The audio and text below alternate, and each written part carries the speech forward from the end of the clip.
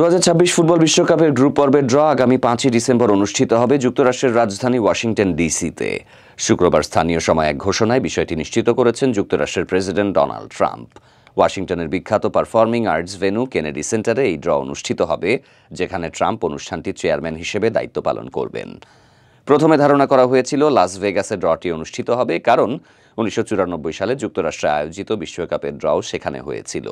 তবে শেষ পর্যন্ত আয়োজকরা রাজধানী ওয়াশিংটনকেই বেছে নিয়েছেন। আসন্ন আসরটি ইতিহাসের সবচেয়ে বড় বিশ্বকাপ হিসেবে বিবেচিত হচ্ছে।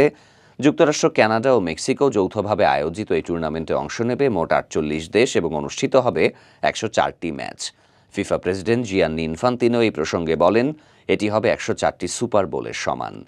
ড্র ঘোষণার সময় হোয়াইট হাউসে ট্রাম্পের পাশে উপস্থিত ছিলেন ইনফান্তিনো। তিনি জানান, অনুষ্ঠানটি সরাসরি সম্প্রচারিত হবে বিশ্বব্যাপী এবং অন্তত 1 বিলিয়ন মানুষ একসঙ্গে তা উপভোগ করবে। ফিফার নিয়ম অনুযায়ী 48টি দলকে 12টি গ্রুপে ভাগ করা হবে। প্রতিটি গ্রুপ থেকে শীর্ষ 2 দল এবং সেরা 8 তৃতীয় স্থান অধিকারী দল নকআউট পর্বে খেলার যোগ্যতা অর্জন করবে।